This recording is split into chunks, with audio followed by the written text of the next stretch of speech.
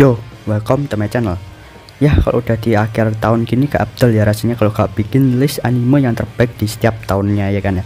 Ya, pada video kali ini gua akan buat top 10 anime terbaik yang rilis di tahun 2020 ini ya. Di tahun ini jujur aja anime barunya itu agak hambar sih ya menurut ya. Ya, sebelum masuk listnya nih ya, gue juga udah ngelis opening song yang terbaik menurutku di tahun ini juga ya. Kalau versi kalian coba komen di bawah.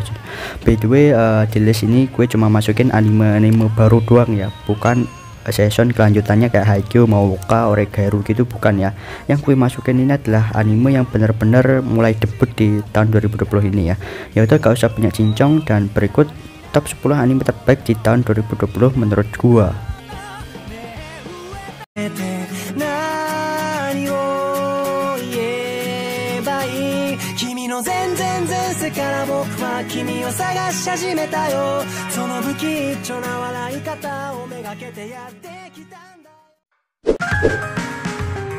Madoka Queen no Futeki Gousa, salah satu main karakter overpower yang gua suka ya. Cuma pakai jari sama detak jantungnya aja musuh itu langsung koet ya. GGWP men gak ada obat ya.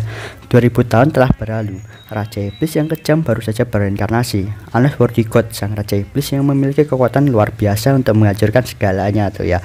Anos lelah dan merindukan hidup yang damai. Nah, ia pun itu memutuskan untuk bereinkarnasi ke masa depan. Nah, karena penasaran dengan kekuatan generasi di zaman yang damai itu ya, Anos ini juga masuk ke Akademi Iblis untuk melihat sendiri bagaimana kekuatan keturunannya ya, selain menikmati masa yang damai itu ya. Dan seperti yang kalian tahu, gue itu suka banget ya main karakter yang santuy gitu tapi orangnya kuat ya. Kami-sama Ninatahi, anime garapan Jun Maeda yang ngegarap anime kayak Charlotte, Clannad, dan Angel Beat dulu ya. Katanya nih ya, dengar-dengar dari wawancaranya si Jun Maeda kalau ini anime bakal jadi karya tersedihnya coy. Harus siap-siap stok tisu nih ya. Suatu hari selama liburan musim panas terakhir, Narukami Yota di SMA, ada seorang gadis bernama Hina muncul di hadapannya dan menyatakan dirinya adalah seorang dewi yang maha tahu tuh ya. Hina ini memberitahukan kepada Yota bahwa dunia akan tamat dalam 30 hari ke depan ya.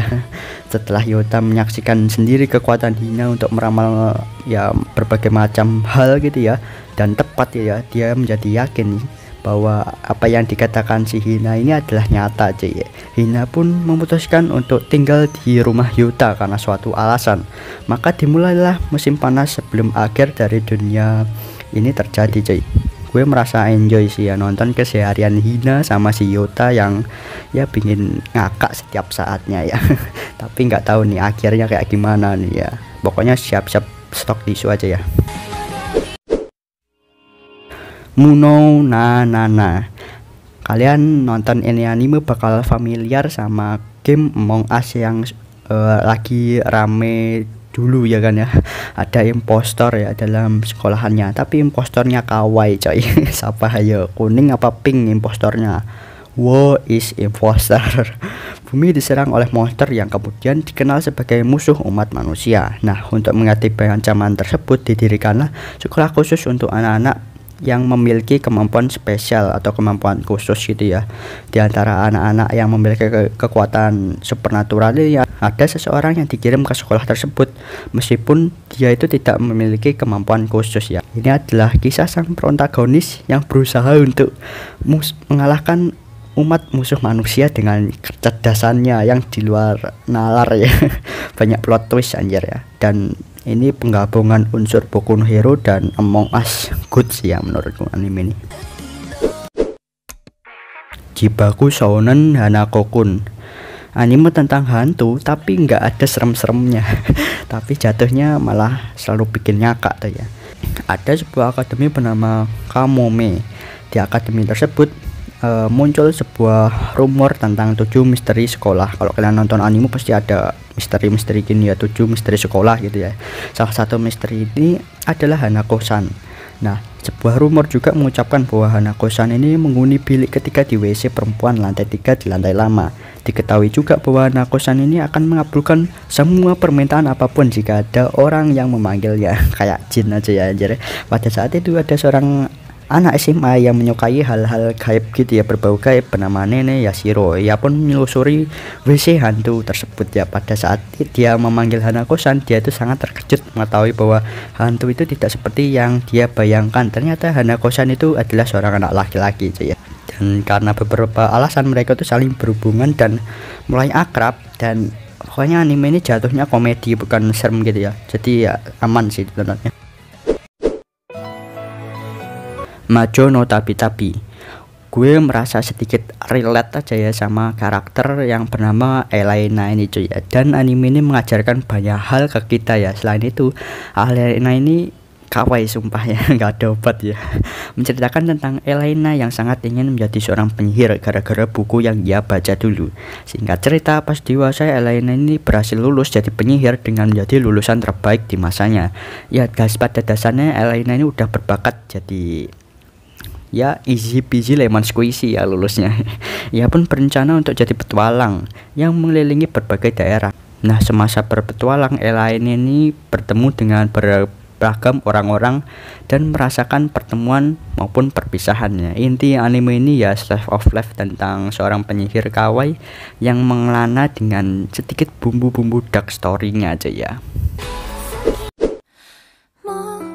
Nakitai Watashi wa Neko wo Kaboru.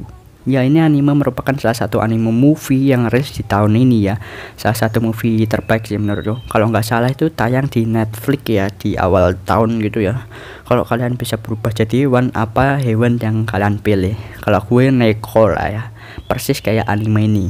Mio Sasaki dijuluki Mugi yang memiliki kepribadian yang riang dan penuh semangat ya, baik di sekolah maupun di rumah ya, walaupun hatinya itu sangat rapuh sih ya. Mugi ini jatuh cinta pada teman sekelasnya, Kento Hinode, yang mencoba berulang kali menarik perhatian Hinode dengan berbagai cara, tapi selalu gagal. Bisa dibilang cinta bertepuk sebelah tangan gitu lah ya. Mugi ini menyadari bahwa satu-satunya cara untuk lebih dekat dengan si Hinode adalah berubah menjadi kucing Neko ya. Tetapi pada titik tertentu batas antara dirinya dan Neko ini menjadi samar-samar. Karena terlalu lama berubah jadi Neko, Mugi ini terancam jadi kucing 100%, dan di saat itulah si Hinode akan menyelamatkan si Mugi. Tonikaku Kawaii, pokoknya kawaii. Anime roman yang buat penontonnya jadi kebelet nikah tuh ya. Nonton anime ini gue jamin senyum-senyum sendiri ya melihat kepolosan Nasa sama Tsukasa ya. Saat ujian masuk SMA, Nasa ini bertemu dengan gadis kawaii bernama Tsukasa. Nasa jatuh cinta pada pandangan pertama. Nah, saking fokusnya lihat Tsukasa, si Nasa ini meleng dan nabrak si truk dan bereinkarnasi ke isekai. Tsukasa saat itu pun menolong Nasa yang sedang sekarat ya. Ketika itu Nasa itu mengungkapkan perasaannya, dan Tsukasa ini mengatakan ia hanya ingin menjalin hubungan dengannya jika mereka menikah. Man. Tahun demi tahun pun berlalu. Setelah sekian lama tak bertemu, gadis itu muncul kembali untuk menjadi istrinya si Nasa, dan hari-hari pasutri ini pun dimulai ya. Nggak ada obat ya, harta tahta Tsukasa. Darwin's Game, tema game kematian yang bisa dibilang itu mainstream ya, tapi entah kenapa gue suka aja ya pertemuan antara main karakter dan heroin yang awalnya itu musuhan jadi sekutu. Itu lumayan menarik sih menurutku ya, karena Misudo yang tak tahu apa-apa diundang sama teman laknatnya untuk mencoba game misterius yang disebut Darwin's Game. Setelah memulai memainkannya, yaitu menyadari kalau dirinya itu nggak bisa berhenti dari permainan tersebut. Tiba-tiba dia itu diserang oleh orang yang pakai baju maskot, dan terjadilah baku hantam yang memperebutkan hidup dan mati. Kaname pun menang dengan hokinya ya. Dan setelah itu dia itu bertemu dengan seorang gadis yang bilang kalau dia itu gak bakal bisa keluar dari game ini. Mereka pun baku hantam dengan hokinya, Kaname ini menang lagi coy. Dan si cewek itu tadi itu jadi mau jadi sekutu si Kaname dengan berambisi keluar dari game laknat ini ya. Kanojo Okarashimasu. Sekian lama gak ada anime waifu war ya, sekalinya ada, konsepnya tuh mirip ya kayak nisekoi ya. Konsep yang menarik dengan cerita rental pacarnya di dalamnya itu ya. Selain itu heroinnya tuh kawaii sumpah ya, bingung ya milih salah satu dari semua anjir kawaii ya. Tapi sejak awal mataku sudah fokus tertuju kepada Chizuru seorang ya. Anjir, best girl di tahun ini ya. Setuju nggak kalau Chizuru ini best girl di tahun ini? menceritakan tentang Kazuya Genosita yang baru saja dipatah hati ya karena diputuskan pacarnya si Beats ya. Karena belum bisa move on, Kazuya ini mencoba mengisi kekosongan hatinya dengan merental seorang pacar sewaan ya, bayar ya tapi dan mahal gitu ya. Kazuya ini sultan cuy. Kazuya memilih gadis yang wah perfect ya, bernama Chizuru Misuara, seorang gadis yang sempurna banget gitu ya di mata para cowok-cowok ya pastinya. Nah pas mereka kencan itu ya, tiba-tiba Kazuya itu ditelepon kalau neneknya masuk rumah sakit, dan hubungan dengan gadis sewaannya itu jadi rumit ya ketika ia terpaksa membawanya ke rumah sakit dan memperkenalkan pacar bohongannya atau sewaan ini pada keluarganya ya. Dan dimulailah hubungan rumit mereka coy. Jujutsu Kaisen. No debat ini anime action terkeren atau super hits di tahun ini ya. Hype-nya itu kayak Tata Indonesia di tahun lalu nih ya ngerasanya. Shonen-nya itu kerasa banget ya. Itadori Yuji, seorang siswa SMA yang berbakat dalam atletik, namun ia itu tidak tertarik dengan olahraga dan justru bergabung dengan klub penelitian ilmu gaib. Hari-hari biasanya yang seharusnya ia jalani berubah ketika roh kutukan itu muncul di sekolahannya. Usahanya untuk menyelamatkan teman-teman satu klubnya itu membuat dirinya terikat dengan Sukuna, kutukan paling kuat yang pernah ada. Kalau di Naruto itu kayak Kurama gitu lah ya, Sukuna ini. Hidup Itadori ini kemudian berubah dari seorang pelajar biasa menjadi pembansi roh kutukan ya. Pokoknya kalau kalian suka anime action wajib nonton ini anime ya.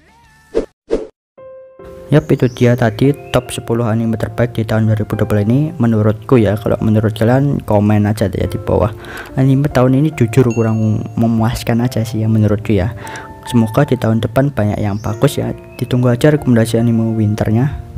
Jangan lupa like bagi suka, subscribe bagi mau, subscribe dan bagi kalian. See you next video, bye bye.